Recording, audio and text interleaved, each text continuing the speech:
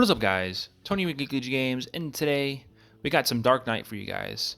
You're all wondering, like, why Darkknightmon? Of all decks, we already know there's a Dark Knight cheater out there. Mario and a bunch of other people disclose that, but it can be the counter for Digimon. I wouldn't probably take this to any kind of regionals, whatever, because you get stomped by Cross and Blue Flare. Blue Flare, by far, you just lose. It's just a GG. Shake hands and move on next. But if you're at a local store and everyone's on the hype train for Beelzemon and you're the only player playing this, I'll tell you, you will have the best time. Because all you do is build walls. So before we get to all this deck profile and we talk about why it's a big counter, be sure to like, comment, subscribe. Hit the bell for notifications. Don't forget check out our website at www.geeklegiongames.com for our Digimon singles, Magic, Yu-Gi-Oh, and Pokemon. And so without further ado, let's just get to the deck profile. So we got our Pagus right here. This is pretty much the only egg you want to use. Real top card, the card is deleted, and if it's a Digimon card, put it in your hand. Cool. It's unfortunate if you hit any of your tamers that you really need or options. It's go right to the bottom. So with our rookies, this is our only searcher of the deck. Primarily, you want to be playing this out because your real top 4 cards you deck and play pull 2 cards that either have Nightmon in their name or Deadly X or Twilight.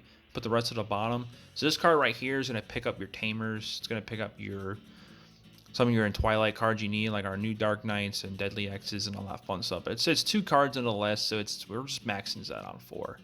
And then we have our Floodgates here. We got Chumon right here.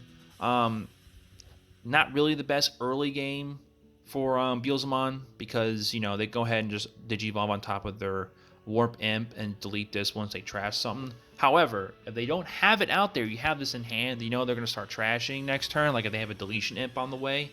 Definitely go ahead and play this. They're going to swing regardless and mill 5 cards if they have their imp and Pagu egg. And yeah, they don't get rid of it, they just lose out on memory. And I've seen people do that, and I even myself have fallen into this card. As much as I've been playing Beelzemon for so much, I like, whoops, it happens, So this card can definitely do that. So if they're not really, if they're just, tunnel visioning along the way and they just forget what this card does for some reason, and yeah. Same with this card right here too. You definitely don't want to play this out in the early game. You want to start playing this out once they hit their 20 card threshold. Because once they throw out that Impmon, they're not going to be able to delete this because they won't be able to Digivolve into level 6 because players cannot ignore the Digivolution requirements. So the only way they're getting rid of this card in the field now is actually wasting an option card. So it's really good once they get to the mid game, or if they mill pretty quick to 20, you just want to go ahead and just hard play this and pass. Keep this alive. Do not swing it to security. Just let it chill on the field. And if you know that they're definitely going to kill at some point, put another one out. Just the more copies of this card, the better. And then we have our promos right here. It's finally out. Very good for this deck. So when it comes out at security, if you have the RNG look, you're going to reveal the top card of your deck, and if it's a play cost 4 or less, which is a hefty amount of our level 4s and also our level 3s too, you go ahead and play it out for free. If not, if you pull anything higher, option or tamers, you can add this card and the card that's revealed in the top to your hand. It's very nice. Up next, we got Skull Knight Mighty X mode. Probably our most powerful level 4 we have right here. It's also counted as 2 names of Skull Knight and Deadly X. Reveal the top 3 cards of your deck, and you may pull one of the names or the Nene Tamer and then trash the rest. If you have crossed with 2 sources, you do pop a level 4 cost or less. It's very nice. Any pesky lower guys getting rid of this is your key guy. Up next, we have our generic Skull Knightmon here. Where basically, we can use it when attacking sometimes to go into our OG Darkknightmon, which is going to trash all the evolutions of your Deadly Xmon. Even if you have a Deadly X or like Cavalier mode or the Mighty X mode, if it's just out there by itself, you can still proc this. All you're going to do is tuck this card, or the card behind this, under this card, and you can go right into your level 5s for free. And also, very nice and heritable. With a Nightmon or Bagramon in its name, to get security +1. So it also can work with this, because it's going to have Nightmon in name. And you can have jamming blocker, jamming 2 checks at 5k. And if you have Deadly Axmo giving it +2000, so 7k, 2 checks at jamming. There's a lot of Digimon are running, just a lot of decks are running Digimon in the security. If you have odd chance you hit an option, obviously, that sucks. But, getting checked too with this, you can get pretty aggressive. Up next, we got Deadly Axemon here. On play for 4, reveal top 5 cards of your deck and pull 2 cards with Nightmon in the name and put the rest at the bottom. You're really only playing this if you really need your Dark Knights, especially this Darkknightmon right here, because this one has an on play. It'll be crossing for 2, so it'll be playing for 4. You can digivolve and delete. Play cost 5 or less. It's very nice. So that's what you're basically trying to find these guys or the OG Dark Knights right here. But other than that, you're just tucking this onto your sources and getting that plus 2,000. So you have Darkknightmons. We have our OG ones right here. You can on play for this and pull Skull Knight and Deadly Axe from your hand or trash. So if you have one card in hand but the other is in trash, you can go ahead and do both at the same time. And then it's all turns. If you go ahead, if this gets deleted, you can play both of them out from your sources for free, suspended. So both their on plays are going to happen. So the on play with this will happen. On play for this Deadly Axe will happen. And even if you play this one, if it's under the sources, you can still cross from your hand.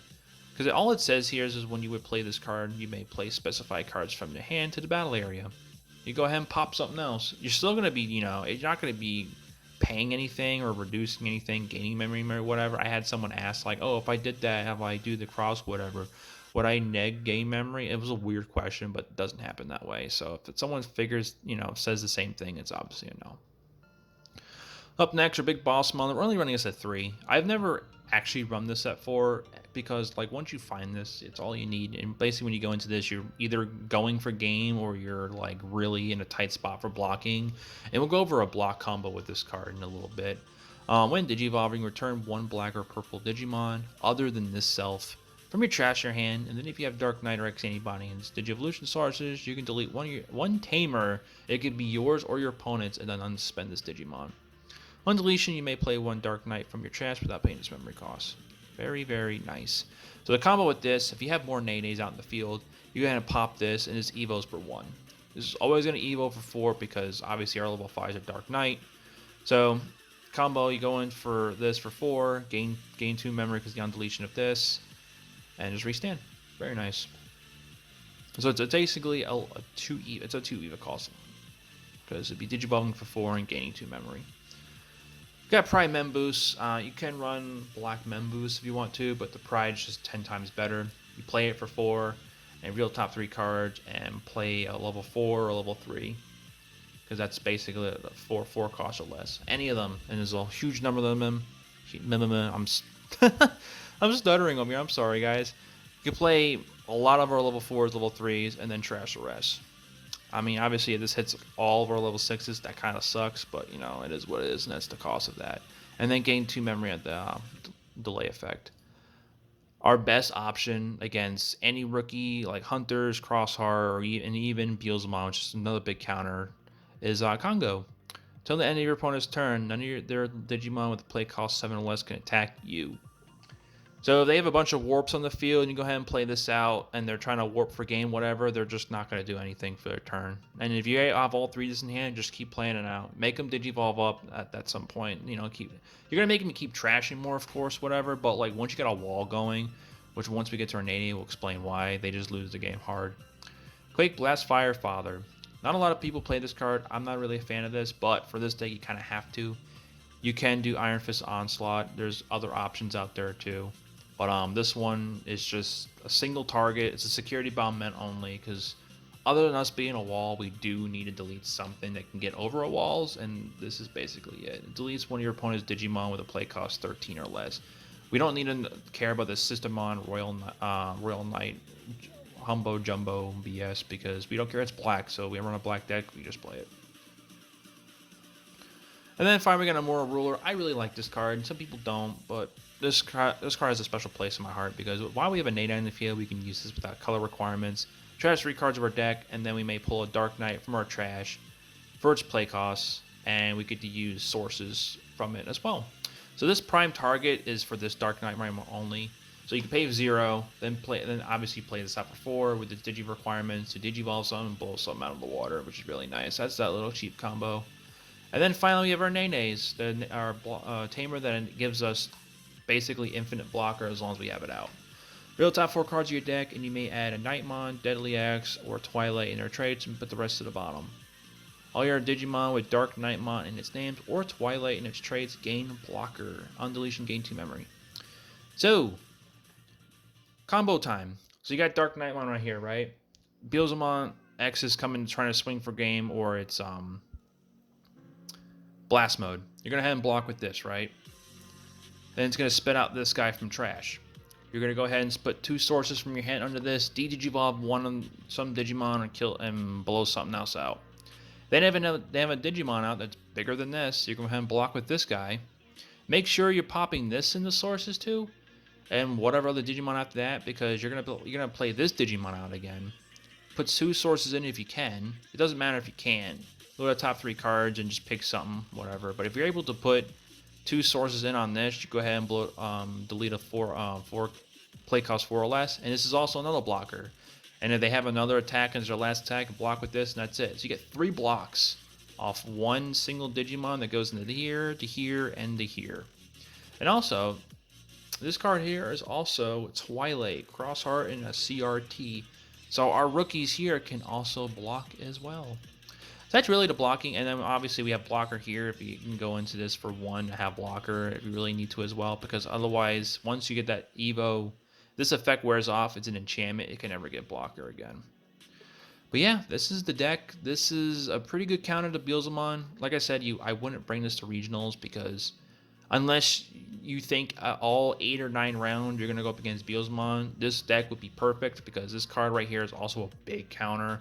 They can't get rid of this card unless, it's in the early game, you're throwing this out willy-nilly, and they're just deleting it with the effects of the structure deck Entmon. But once they have it on the field, they really need to go into it. They're not going to spend 4 memory to get rid of this because that wastes their entire turn, and you can go ahead and put another one out, which is really nice. So just keep a hold on this.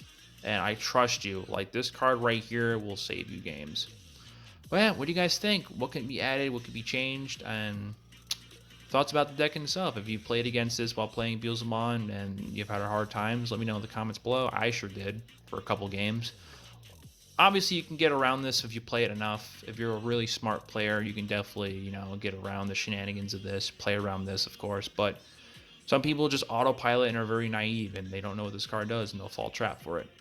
But we don't want to keep talking about this too long. We got more deck profiles up here for you guys coming in for the next week.